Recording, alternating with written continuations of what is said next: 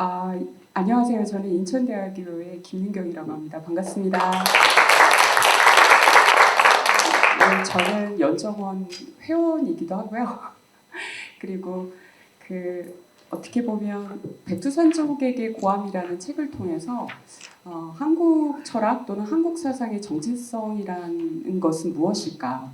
그것을 좀 학문적으로 좀 탐구해 봐야겠다라는 생각을 약관의 나이 때 처음으로 해봤던 것 같습니다. 그러니까 이러한 연구의 길을 걷는 데 있어서 어떻게 보면은 큰 이정표 같은 역할을 하셨던 분이 봉우 권태훈 선생님이었던 것 같습니다. 저한테는요.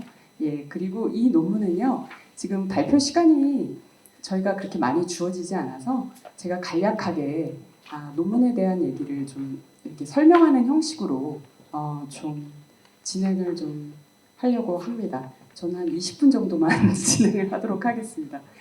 우선 해당 논문은요. 그 연정 16법이라는 것을 우리 연정원 회원분들은 다 아실 텐데요. 이 연정 16법이 16개 법이잖아요. 그래서 앞에서 발표를 해주신 김창경 선생님께서는 이것이 요순의 신법 그 16자에서 온 게 아닌가 이런 말씀을 해주셨는데요.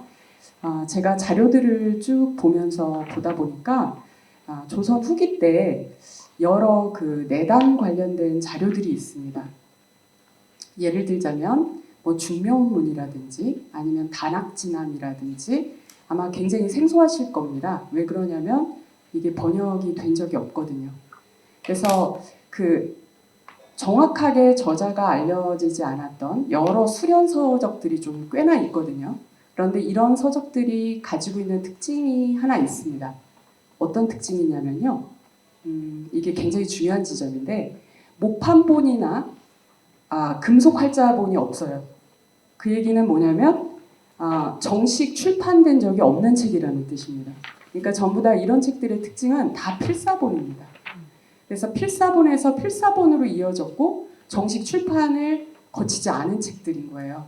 그러면 뭐 안동에 있는 한국유교진흥원이라든지 아니면 뭐 귀정각이라든지 장서각이라든지 우리나라의 그 유교 관련된 텍스트들을 보면 거의 목판본도 엄청 많거든요. 어떤 경우에는 10만 개가 넘어가고 그렇습니다. 그런데 한국 도교, 좀 더 세밀하게 얘기하면 조선도교 관련된 자료들은 목판본이 없어요. 금속활자본도 없습니다. 그러니까 그만큼 세력이 굉장히 작았고 그리고 또는 은밀히 이렇게 사람과 사람을 통해서 전수되어 온 바가 컸던 걸로 보여져요. 그런데 제가 이 논문에서 주목하고 있는 점은 뭐냐면요. 뭐 해동의 선맥들을 기록했다라고 하는 한무회의 해동전도록 그리고 뭐 중묘문 이런 책들을 보면요. 하나같이 뒤에 내단을 이런 식으로 수행해라 하는 구결서들이 붙어 있다라는 겁니다. 그런데 거기에 붙어 있는 것 중에 상당 부분은 뭐가 있냐면 정념에 용오결이 붙어 있고요. 용오결 하나만 붙어 있는 경우는 거의 없고 항상 하나가 더 붙어 있거나 두 개가 더 붙어 있어요. 구결이. 단전호흡을 하는 방법을 논한 것들이 있습니다. 그게 하나가 뭐냐면 단서구결이라는 게 붙어 있고요. 또 하나는 동국전도 16결이라는 것이 붙어 있습니다. 그러니까 단전호흡을 이렇게 해라. 이렇게 하면은 도를 얻을 수 있다. 근데 그 구결서들이 하나같이 전부 다 16법이라는 것입니다. 그래서 저는 이 논문은 저의 하나의 어떻게 보면 추론일 수도 있는데요. 연정 16법은 바로 그 전통적으로 내려오는 그 16법의 형식을 아마 권태훈 선생님께서 직접 접하셨고 그 동국전도 16결은 말 그대로 동국당 그러니까 우리나라에만 전승되는 16가지 법이란 뜻이거든요. 그래서 그것의 영향을 받아서 16법이라는 형식을 취한 것이 아닌가. 그러나 내용은 조금 다릅니다. 그러나 논문의 말미에서 제가 좀 더 설명을 드릴 텐데요. 동국전도 16결하고는 비슷한 부분이 굉장히 많습니다. 이제 제가 더 자세하게도 말씀드릴 수 있는데 그거는 논문을 참조하시고요. 하나를 예를 들자면 육통해에 대한 내용들이 동국전도 16결에는 있는데 그것을 그 봉우수단기에 보시면 또 육통해에 대한 설명을 따로 넣어놓고 있다라는 점입니다. 그것 말고도 좀 유사한 지점들이 조금 있어서 그러한 내용들이 이 동국에서 정확하게는 조선 정기로는 안 보이고요. 문헌적으로 실증적으로 따져보면 임난 이후로 보여지는데 임난 이후에 내단의 요결을 적은 구결서들이 가지고 있는 형식이라든지 아니면 특징적 사유들이 연정 16법에도 보인다라는 것이 제가 한 논문의 내용이라고 볼 수가 있겠습니다. 여기까지 제 내용을 잠깐만 소개하고요. 그 내용을 좀 더 보겠습니다. 서론하고 단서구결 동국전도 16결 그리고 그 단서구결 동국전도 16결의 특징을 좀 따져보고요. 이 두 구결서가 거의 다 조선 후기의 양생 또는 단학 관련된 서적들 뒤에 다 첨부되어 있다는 거예요. 그걸 조금 전문적 용어로는 합철되었다라고 얘기하고 말할 수 있거든요. 그런데 그 합철의 내용들이 약간 이본도 약간 있고요. 글자도 좀 약간 다른 경우도 있고요. 또는 가장 큰 문제는 이름도 달라집니다. 동국전도 16결이라고도 하고 또는 단서 9결이라고도 단가 9결이라고도 하고요. 그래서 이름은 좀 다릅니다만 이 두 개의 구결서가 번갈아 가면서 뒤에 다 합철되어 있다라는 거예요. 요 내용을 좀 설명을 좀 하고 그리고 연정 16법하고 좀 비교를 한번 해보겠습니다. 네, 다음으로. 우선 제가 서론에서 말한 부분은 뭐냐면요. 저는 제 전공을 얘기한다면 저는 한국 철학, 한국 사상 전공자거든요. 근데 또 좀 더 세부적으로 얘기하자면 한국 도가 철학이라고 저를 그쪽을 전공했다라고 이야기할 수 있습니다. 그런데 이러한 한국 도가 철학, 나아가서는 한국 도교라 전공자라고 저는 밖에 나가서 저를 소개를 하는데 이러한 한국 도교가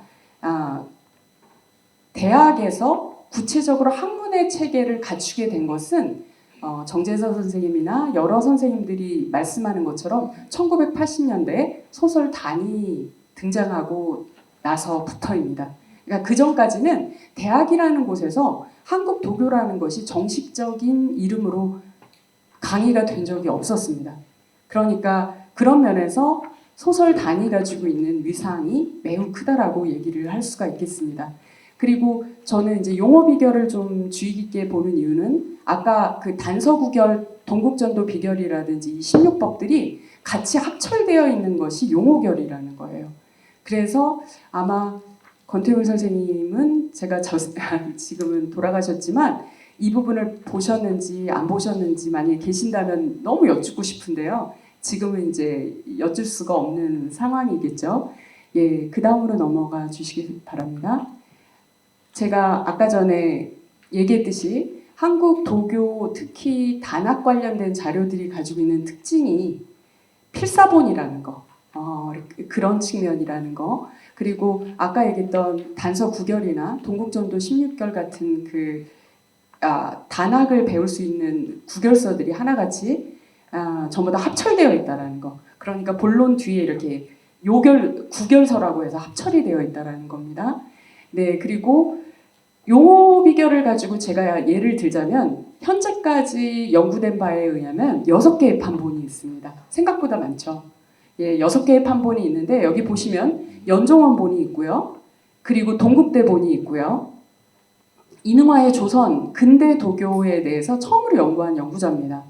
일제강점기 때요. 그분의 수록된 그 용어 비결 판본이 있고요. 그리고 해동전도록이라는 한무회에 그러니까 임난 이전에 조선에 선맥이 있었다라고 얘기하는 종리권부터 시작합니다. 이 선맥은요. 거기 해동전도록 뒤에 붙어있는 판본에도 용어 비결이 있고요. 그리고 장서각에 있는 용어 비결이 있고, 그다음에 중묘문이라는 현재는 이게 그 저자를 알 수 없습니다. 그 중묘문 뒤에도 용어 비결이 붙어 있고요. 그리고 신돈복의 단합진함 뒤에도 용어 비결이 붙어 있습니다. 그런데 이런 책들이 특징이 용어 비결만 붙어 있는 게 아니라 앞에서 얘기했던 두 개의 구결서가 어떤 경우에는 두 개가 다 있는 경우가 있고 어떤 경우는 하나만 붙어 있는 경우가 있고 이렇다는 겁니다. 좀 다음으로 넘어가 보겠습니다. 예, 그래서 대략적으로 조선 후기의 내당 관련된 서적들을 보면요. 대표적으로 건국 중에 참동고 같은 거를 대표적으로 들 수가 있습니다. 참동고라는 서적. 이 참동고는 꽤 많은 조선 후기에 영향을 준 걸로 보이고요. 동의보감에 이제 여러 의서들이 소개되어 있고 제가 앞서서 얘기했던 직지경, 중묘문, 단학진함 같은 양생서들이 조선 후기에 대략적으로는 17세기 전후로 보여지는 책들이 남아져 있다는 겁니다. 그리고 뒤에 제가 이번에 소개하고 싶은 달서구결이나 동국전도 16결 같은 건 위의 책들에 합철된 형태로 남아있다라는 겁니다. 예, 다음으로 넘어가 보겠습니다. 그래서 제가 두 구결사와 연정 16법을 한번 비교하는 도표를 한번 보여드리겠습니다. 넘겨주시기 바랍니다. 하부에는 조선 단학이 오늘날까지 이르렀다는 거에는 크게는 여기에서는 쓰지 않았습니다만 자생설과 전래설이 있습니다. 그러니까 한국 단학이라는 것이 중국으로부터 전해져 왔다라는 것이 하나의 뿌리가 있고요. 하나는 당군으로부터 내려왔다라고 하는 하나의 뿌리가 있습니다. 전자인 중국으로부터 전해 내려왔다라고 하는 전래설은 대부분이 해동전도록을 기반으로 삼습니다. 한무회가 지은 거고요. 그리고 또 하나는 홍만종이 지은 해동 이적이 있는데요. 그거는 당군으로부터 우리 선맥이 이어져 내려왔다. 그래서 한국 단학이라는 것의 뿌리가 당군으로부터 시작된다라고 하는 쪽입니다. 그런데 이 해동 전도록 그 다음으로 넘어가 보겠습니다. 그런데 이 해동 전도록 뒤에는 지금 제가 말하는 구결서 두 개가 다 들어가 있습니다. 하나가 아까 얘기했던 단서구결, 또 하나는 동국전도 16결이 들어가 있는데요. 그러면 구결이라는 용어가 해동전도록에는 어떻게 드러나나라고 보면 결국은 이 구결이라는 것이 금단구결이라고도 이름 지을 수 있는데 이것이 종리권으로부터 시작돼가지고 조선에 완전히 전해졌다라고 말하는 관점입니다. 다음으로 넘어가 보겠습니다. 그래서 여기가 너무 작은데요. 제가 도표를 그려 본 건데요. 그 해동전도록 뒤에는 세 개가 붙어 있어요. 단서구결, 동국전도 16결, 그 다음에 용어비결이 붙어 있습니다. 중묘문 뒤에는 동국전도 16결하고 용어비결이 붙어 있고요. 동국전도 비기라고 또 있습니다. 조선 후기고 저자는 알 수 없습니다. 그 17세기 전후로 보여지고요. 거기에는 마찬가지로 동국전도 16결이 들어있습니다. 학산한원에도 동국전도 16결이 있고요. 그 다음에 직지경에도 16결이 있습니다. 이건 제가 어느 정도 찾아본 게 이 정도고요. 아마 더 찾으면 더 많은 자료들이 나올 수는 있을 것 같습니다. 그 다음으로 넘어가 보겠습니다. 그러면 연정 16법화 이 단서구결 동국전도 16결은 도대체 어떤 내용을 가지고 있느냐? 이거를 다 얘기하기는 좀 시간이 부족할 것 같습니다. 그 자료들 좀 참조해 보시고요. 그냥 쭉 내려보시기 바랍니다. 다음으로 표 넘어가서 얘기를 하겠습니다. 예, 두 구결서의 공통점을 보면 참동계와 도덕경 그리고 주역과 중용을 중시한다라는 겁니다. 그러니까 연정 16법에서도 공부법의 핵심이 대학하고 중용에 있잖아요. 그런데 특히 그 단서구결 또는 동국전도 16결 전부 다 이 중용적 세계관을 굉장히 중시한다는 특징이 있어요. 그 중에서 저는 요번에 보면서 이게 두 번째에 있는 것이 요번에 제가 논문을 쓰면서 발견해낸 건데요. 굉장히 흥미로웠어요. 예, 어떤 거냐면요. 이거 말하려면 좀 오래 걸릴 수 있는데, 그러니까 중용 그 성리학의 핵심이 뭐냐? 누군가가 그렇게 묻는다면 성리학의 핵심은요. 미발 공부입니다. 미발 공부가 뭐냐면 미발 공부가 성인이 되는 공부예요. 미발은 뭐냐면 중용에 나오는데 희노애락이 바라지 않은 상태를 미발이라 그래요.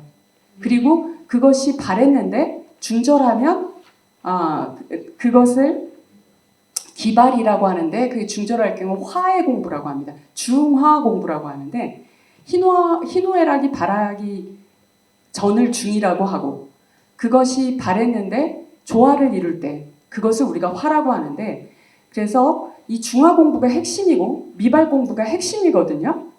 그런데 이제 그 미발 공부의 공부론을 가지고 17세기에 조선의 성리학에서 아주 치밀한 논쟁이 있었습니다.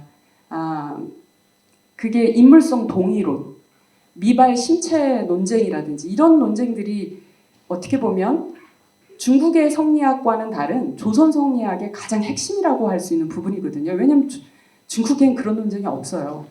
이 조선 성리학의 핵심입니다. 그런데 이 미발 심체 논쟁에서 핵심적인 게 뭐냐면 호론하고 낙론이라는 게 있습니다. 호론하고 낙론이 있는데 호론이 한원진 계열이에요. 호론 쪽인데 이쪽이 뭐라고 얘기하냐면 본연지 성이라도 성의 차원이므로 청탁 수박이 있을 수밖에 없다라고 하는 내용이 있습니다. 지금 이걸 다 설명하려니까 좀 시간이 오래 걸리는데요. 한마디로 얘기하면 조선의 성리학 파 중에 호론 계열 이쪽 계열들이 쓴 것으로 보인다라는 거예요. 단서구결이라는 게. 그러니까 성리학 우리가 조선 성리학의 내단을 연구할 때 우리가 너무 일반론적으로 뭐라고 말하냐? 성리학의 영향을 받았다. 성리학의 영향을 받았다. 그거는 좀 제가 생각할 때 조금 부족한 것 같고요.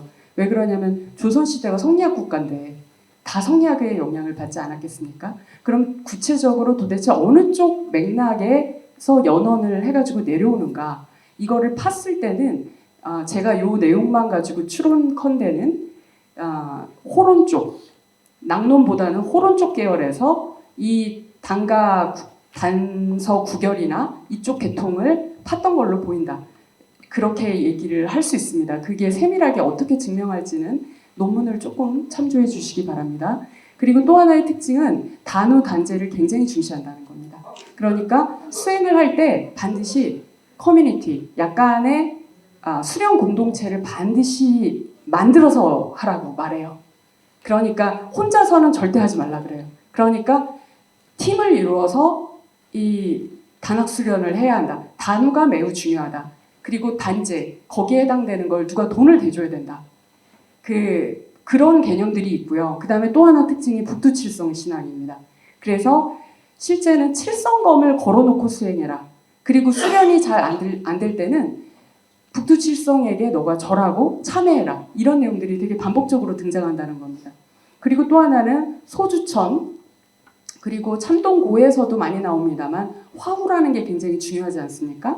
12시에 맞춰서 화후의 조절처럼 그런 내용들이 들어가 있고요. 그리고 9일간의 포일 공부가 되게 된다는 점입니다. 예, 넘겨주시죠. 그 다음으로 그래서 두 구결서의 공통점이 최종 단계로서의 연신환어, 소주청과 9일간의 포일, 연신환어가 중시된다라는 거, 이런 내용을 얘기할 수가 있겠습니다. 그 다음으로 넘어가 보겠습니다.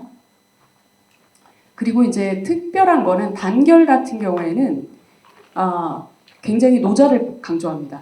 그런데 동국전도 16결이 저는 연정원의 16법하고 그나마 많이 비슷한 게 저는 동국전도 16결이라고 보고 있거든요. 여기 같은 경우에는 유불도를 결합하는 게 우리도교라고 그렇게 표현을 합니다. 그래서 이 내용도 굉장히 사실은 논의할 내용이 너무 많은데요. 시간 관계상 좀 생략을 하겠습니다. 그래서 단서구결 쪽은 외단을 복용하라고 얘기해요. 특히 삼시충 없애기 위해서는 수사 같은 거를 먹어야 된다라고 얘기합니다. 그런데 동결 쪽은 외단도 금지하고요. 일체의 성행위를 금지합니다. 그리고 육식도 금하고 심지어는 음악도 듣지 말려고 합니다. 근데 저희 쉬는 시간에 음악 들었는데 예, 동결의 방식으로는 음악도 듣지 말라고 합니다. 그래서 근데 흥미로운 거는 이게 좀 오타났네요. 동결은 뭐라고 했냐면 공부가 끝난 뒤에는 세상 속에서 너가 그 역할을 하라고 하는 내용이 그 안에 들어가 있습니다. 그 다음으로 넘어가 보겠습니다. 예, 그런데 연정 16법하고의 차이점이 뭐냐? 그거는 소주천의 운행 경로의 차이가 있습니다. 연정원 분들이기 때문에 제가 그건 설명하지 않겠습니다. 그 다음으로 넘어가 보겠습니다. 그리고 셋째, 그 다음에 봉우수행법의 특징은 이제 원상결을 보라고 하잖아요. 그런데 원상결에서 특징이 마음의 빛이, 그러니까 호흡 수련이 1분 정도 지났을 때 마음의 빛이 생기고 그 빛을 이용해서 원상결을 하라고 합니다. 근데 이런 수행법은 지금 뭐 여러 이 동아시아 전체에서 사실은 많이 드러나거든요. 그러니까 무당파에서도 이렇게 그 마음의 빛을 이용해서 글을 쓰는 형식의 수행법이 남아 있고요. 그리고 티베트 불교에도 사실은 아미타불을 그 마음의 빛을 통해서 그립니다. 그런 수행법이 남아 있고요. 그리고 남방불교 같은 경우에는 니미따라고 하죠. 그래서 니미따가 떠야 이게 사실은 처음 공부에 들어갔다라고 얘기하는데, 그래서 동아시아에 이렇게 사실은 이것은 굉장히 공통적인 부분이 있습니다. 마찬가지로 동결에서도 신광이 온몸을 둘러싸는 그 빛을 발휘한다라고 얘기하고 그때부터가 공부의 시작이라고 말하거든요. 그래서 이러한 점들이 유사하다라고 얘기할 수 있고요. 그리고 넷째는 저는 개인적으로 이것이 봉우조식법의 아주 가장 큰 특수성이라고 보는데요. 성리학적 세계관이 너무너무 중시된다라는 거예요. 네, 깜짝 놀랄 정도죠. 그러니까 주자가 대학 홍문이라는 것을 썼듯이 우리가 봉우수단계에는 원상 홍문이라는 것이 등장을 하고요. 그리고 주역의 원상은 개사전의 내용이라고만 되어 있지만 사실은 그렇지 않아요. 다 내용을 대조해 보면 설계전의 내용도 상당 부분 들어가 있습니다. 그리고 또 하나는 경물치지의 공부법이 강조된다라는 점입니다. 근데 경물치지의 다 아시겠지만 성리학은 대학과 중용이 사서의 체계로 들어온 것은 13세기 이후의 일입니다. 그러니까 원나라 때 이제 그 과거 공부의 체계를 만들어지는 거지 않습니까?